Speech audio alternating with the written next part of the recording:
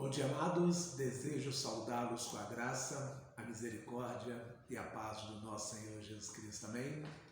Mais uma quarta-feira, uma manhã de quarta-feira, onde meditaremos nos salmos da Palavra de Deus.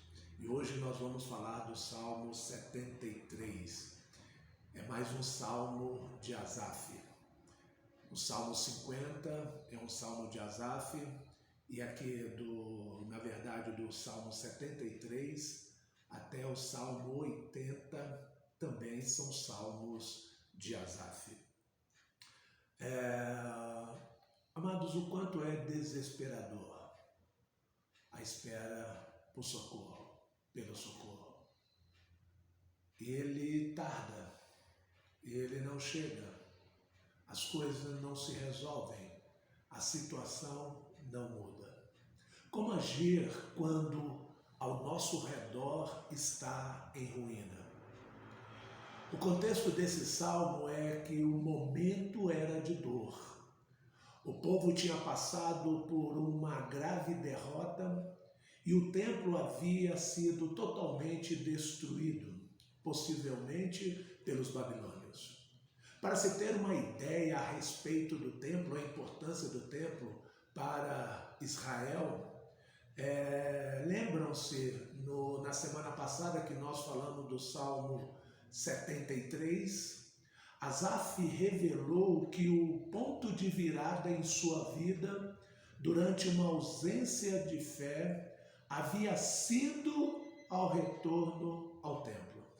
Salmo 73, versos 16 e 17.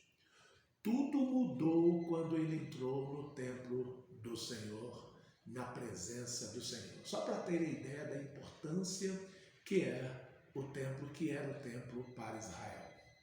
Mas agora o templo estava destruído. O lamento de Asaf ensina-nos como sentir e agir quando o socorro demora. Primeiro, chame Deus para o seu sofrimento. Verso de 1 a 11 vai nos mostrar isso. Segundo, continue clamando a Deus por socorro. Verso 12 a 19 vai nos mostrar também. E finalizando, confie em Deus para continuar seguindo, para seguir. O verso 20 a 23 nos mostra a respeito disso. A primeira maneira de podermos lidar, agir quando o socorro demora, é que nós precisamos chamar Deus para o nosso sofrimento. Chame Deus para o seu sofrimento. Verso de 1 a 11 nos mostra isso. Parece ingênuo, mas a primeira grande lição desse salmo é que quando demorar o socorro, o que não podemos deixar de fazer é andar com Deus. Porque é aí que acontece, a gente tende a se afastar de Deus, a esquecer de Deus. Continue, né? Portanto, chame Deus para o seu sofrimento. Caminhe pelas ruínas assustadoras da cidade e vê. É o que o verso 3 diz. Senhor, caminhe comigo, venha comigo, ande comigo pelo sofrimento. Que coisa linda de se ler é o que nós podemos aqui perceber nesses 11 primeiros versículos. E a leitura que eu vou fazer é baseada na Nova Versão Transformadora, que diz: ó Deus, por que nos rejeitaste por tanto tempo? Porque é tão intensa a tua ira contra as ovelhas de teu pasto? Lembra-te de que somos o povo que adquiriste muito tempo atrás, a tribo que resgataste como tua propriedade. Lembra-te ainda do Monte Sião, a tua habitação. Caminha pelas ruínas assustadoras da cidade, vê como o inimigo destruiu o teu santuário. Ali teus inimigos deram gritos de vitória, ali hastearam suas bandeiras de guerra, usaram seus machados como lenhadores no bosque, com machados e picareta despedaçaram os painéis entalhados, incendiaram todo o teu santuário, profanaram o lugar de habitação do teu nome. pensaram: vamos destruir tudo, e queimaram todos os lugares de adoração a Deus. Já não vemos teus sinais, não há mais profetas e ninguém sabe quando isso acabará. Até quando, ó Deus, permitirás que nossos inimigos te insultem? Acaso deixará que blasfemem teu nome para sempre? Porque retens tua forte mão direita, estende-a com poder e destrói-os. Se tivéssemos de resumir esse parágrafo, poderíamos colocá-lo sobre duas grandes indagações do salmista diante das suas necessidades sentidas. Por que Deus nos rejeitou? Afinal, somos seu povo, verso de 1 a 8. E a segunda indagação é: por que Deus está em silêncio? Afinal, não ouvimos mais os seus profetas, nem vemos os seus sinais. Verso de 9 a 11. É preciso, amados, nos lembrar que o cativeiro que se seguiu após esta derrota aqui, chorada, não foi por causa de uma ação injusta de Deus. Foi por causa do pecado do povo. E por conta disso, Deus o disciplinou. Deus, em amor, disciplina aqueles que amam. E deu certo, pois agora, neste quadro de ruínas e escombros, o que vemos é um salmista ensinando o povo a chamar Deus para pegar na mão deles e caminhar com eles. Um salmista insaciável pela voz de Deus nos profetas e a clamar pela manifestação do poder de Deus. Chame Deus para o seu sofrimento. Clame a Deus. Essa é a solução que nós temos. E é uma das melhores e maiores saídas mediante as adversidades da vida. Quando demorar o socorro, uma segunda verdade que nós aprendemos aqui no texto é: continue clamando a Deus por socorro. Verso de 12 a 19 nos mostra isso. No segundo trecho do Salmo, Asaf inicia confessando sua fé. Mas como ainda era possível ter fé? Calçando-se das obras de Deus no passado, o salmista afirmou sua fé na graça futura de Deus. Olha o que nos diz o verso de 12 a 19. Tu, ó Deus, és meu rei desde a antiguidade, trazes salvação à terra. Com tua força dividiste o mar e despedaçaste a cabeça dos monstros marinhos. Esmagastes a cabeça do Leviatã, o Egito, e deste como alimento aos animais do deserto. Fizestes jorrar fontes e riachos e secastes rios de águas torrenciais. A abertura do Mar Vermelho para o povo passar e o Rio Jordão se abrindo para o povo também passar. Tanto o dia como a noite pertence a ti. Criaste a luz das estrelas e o sol, determinastes os limites da terra e fizeste o verão e inverno. Vê como os inimigos te insultam, Senhor. Uma nação insensata blasfemou teu nome. Não permitas que esses animais selvagens destruam a tua pomba. Não te esqueças para sempre de teu povo aflito. Quem se alimenta da palavra de Deus e da história do povo de Deus encontra fé e esperança para prosseguir. Isso é uma grande verdade, amados. Olha o que nos diz Hebreus 6, 11 a 12.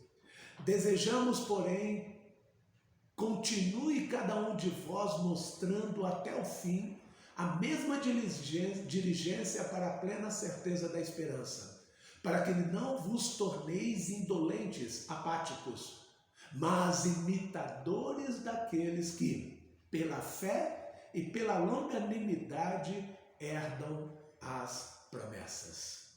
As histórias de homens e de mulheres de fé nos exortam, nos encorajam e nos recarregam para prosseguir com fé, esperança e amor. Portanto, também nós, visto que temos ao redor, a rodear-nos tão grande nuvem de testemunhas, desembaraçando-nos de todo o peso e do pecado que tenazmente nos assedia, corramos com perseverança a carreira que nos está proposta. A importância, Hebreus 12:1, a importância que é a biografia cristã, né? A importância que tem para nós, né, as biografias de homens e mulheres de fé. Elas são fonte de esperança. Amados, quando tardar o socorro, chame a Deus para o seu sofrimento, caminhe com Ele e continue clamando por socorro. Alimente sua fé e clame por socorro. Traga em sua mente, em suas memórias, assim como o salmista, dos grandes feitos do Senhor para o seu povo. Grandes exemplos de homens santos, de mulheres santas, do povo santo que mantiveram a sua fé diante de adversidades. O Senhor deixou essas biografias para mostrar que nós somos falhos e que Ele é o Deus Todo-Poderoso e que somos sujeitos a falhas, mas Ele nos capacita e nos coloca de pé e nos faz caminhar, não na nossa força, mas no poder e na força dEle. Quando tardar o socorro, chame a Deus por socorro. Continue clamando pelo Senhor. Alimente a sua fé com verdades da palavra de Deus e clame a Deus por ajuda. A terceira verdade que nós podemos ver aqui, quando tardar o socorro, confie em Deus para seguir. Verso de 20 a 23 nos mostra isso. No versículo 20, caminhando para o fim, o salmista pede que Deus se lembre do pacto ou da aliança. Havia um pacto feito no Sinai.